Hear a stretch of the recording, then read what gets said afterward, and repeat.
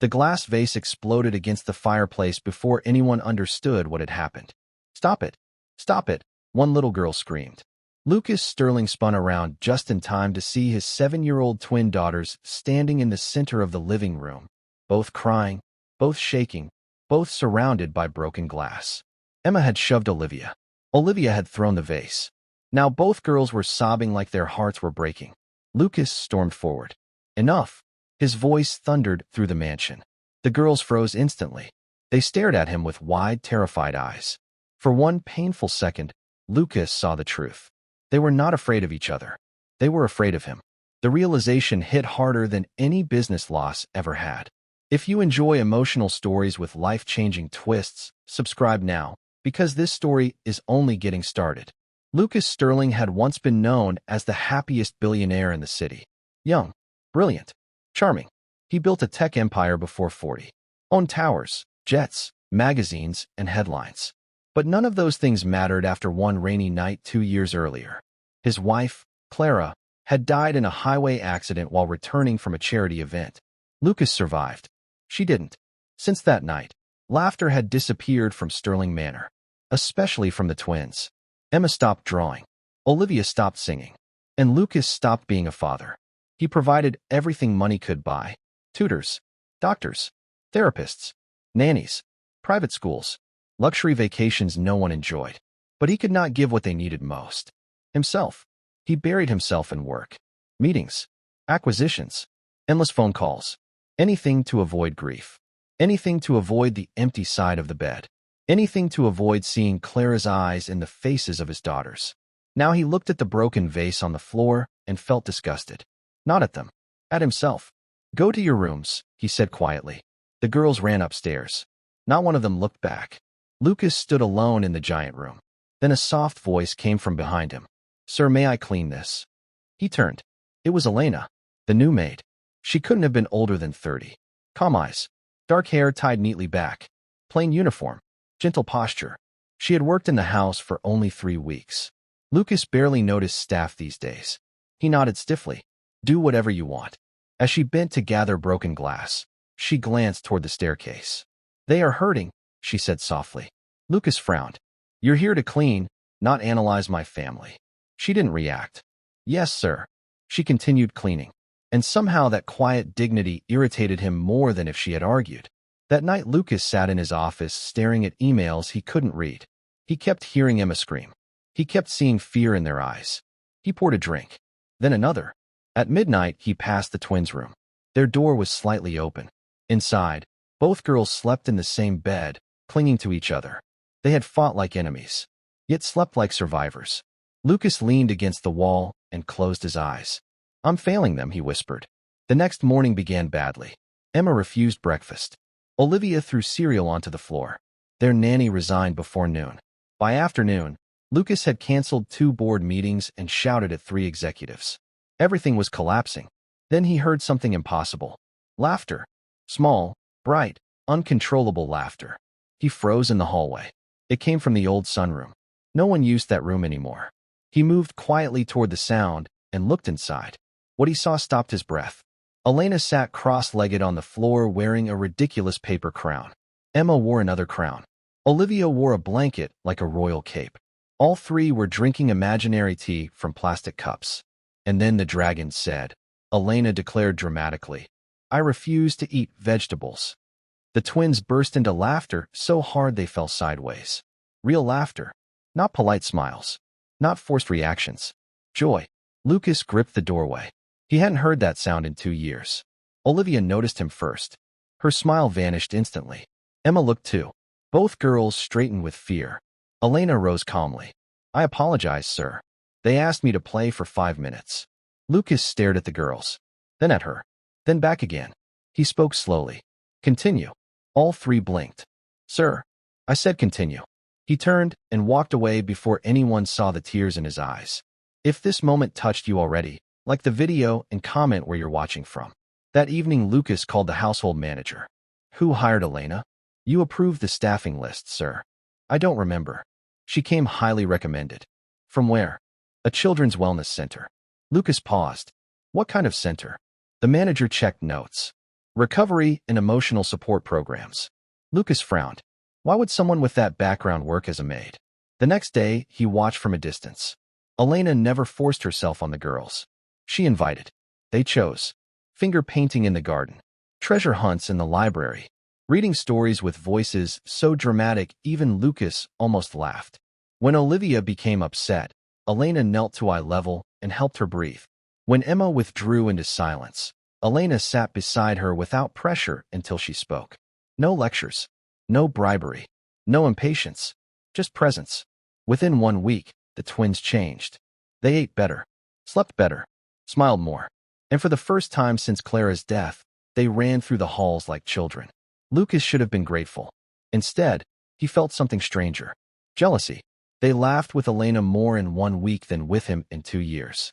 One night Emma asked at dinner, "Can Elena eat with us?" Lucas stiffened. "Staff eat separately." Olivia frowned. "Why?" "Because that is how the house works." Emma looked down. Mom let everyone sit together on birthdays. The room went silent. Lucas set down his fork. "Dinner is over." The girls left disappointed. He remained alone with untouched food. Later, he found Elena folding laundry. "You're overstepping," he said.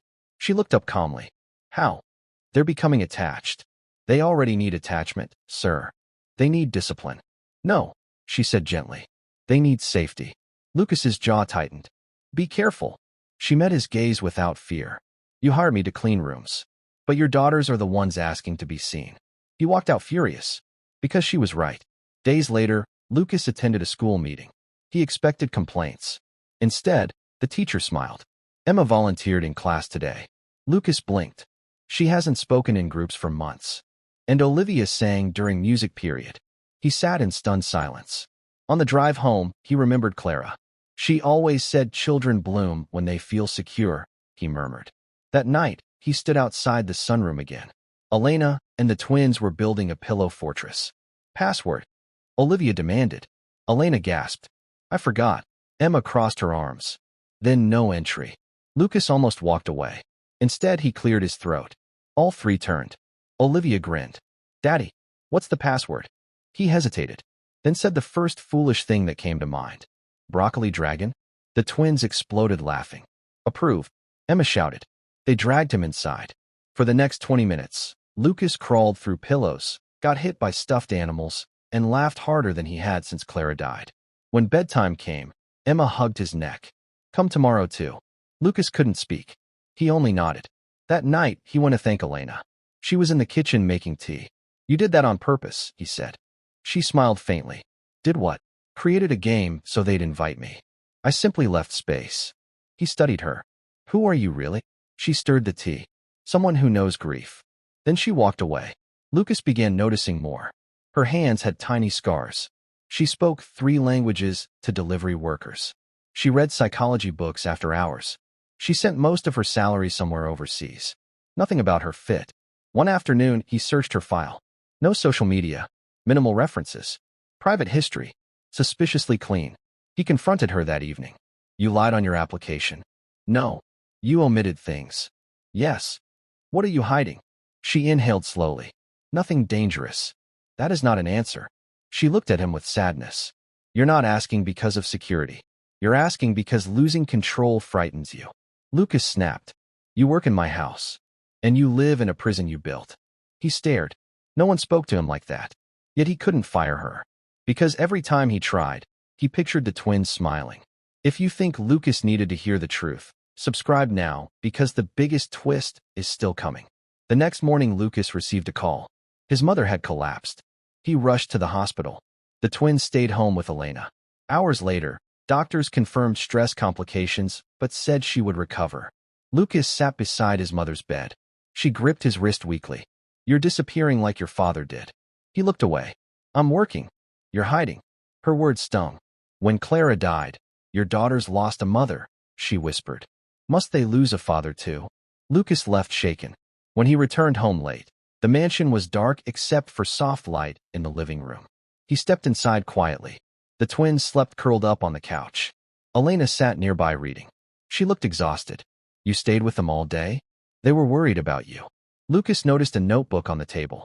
Crayon drawings filled the pages. Stick figures. One showed Emma, Olivia, Elena, and an empty space beside them. Another showed the same figures, but this time Lucas stood far away near a building. His chest tightened. They made these. Elena nodded. They miss you even when you're home. Lucas sank into a chair. For the first time in years, he cried openly. No speeches. No dramatic collapse. Just silent tears from a tired man. Elena said nothing. She simply placed a box of tissues beside him. The kindness nearly broke him more. Weeks passed. Lucas changed. He canceled evening meetings. Ate breakfast with the twins. Attended school events. Read bedtime stories badly. Learned hair braiding terribly. The girls adored correcting him. The mansion felt warmer.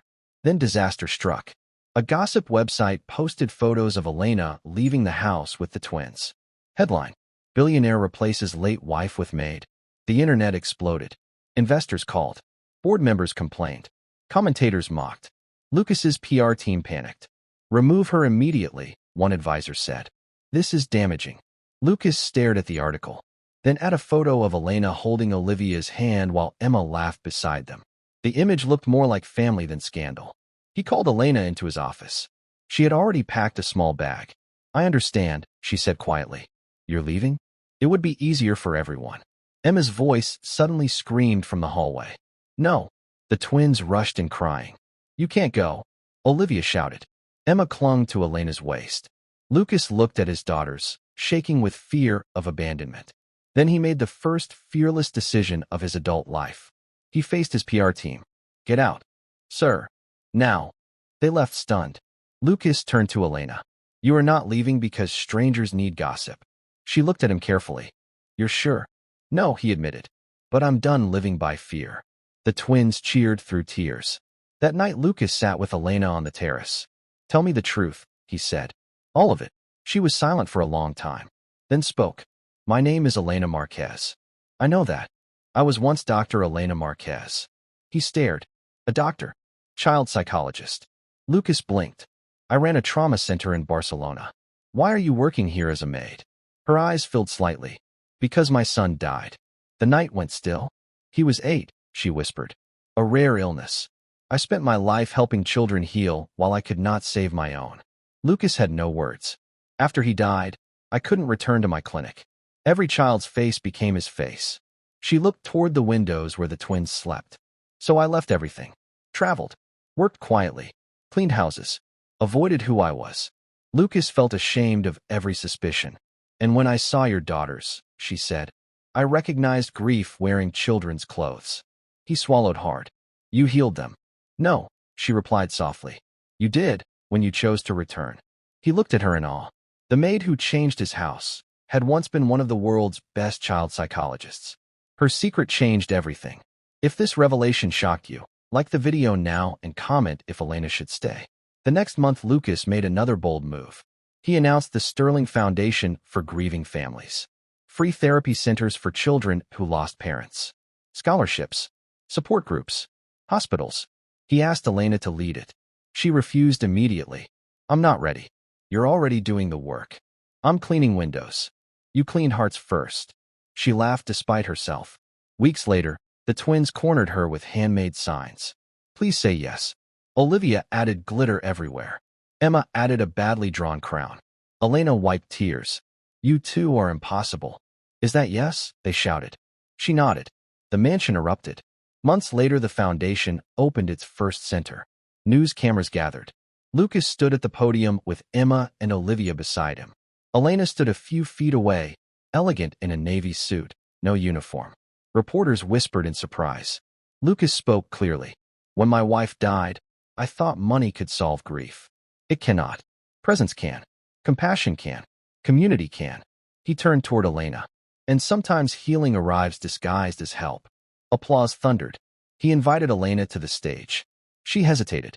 Emma grabbed one hand. Olivia grabbed the other. They dragged her up laughing. Cameras flashed wildly. One reporter shouted, Mr. Sterling, are you and Dr. Marquez together? The crowd leaned in. Lucas smiled. No labels today. Then he looked at Elena warmly. But she is family. The twins screamed happily. A year later, laughter lived permanently in Sterling Manor. Emma drew again. Olivia sang constantly. Lucas worked less and loved more. Elena led centers across the country, helping thousands of children. And on one quiet evening, Lucas found the twins asleep on the couch between him and Elena during movie night. He whispered, "I never thought they'd smile again." Elena smiled softly. Children remember joy faster than adults do. He looked at her. And broken adults? She reached for his hand. They can learn too. If this story touched your heart, like this video, subscribe for more powerful stories, and comment the one lesson you learned today.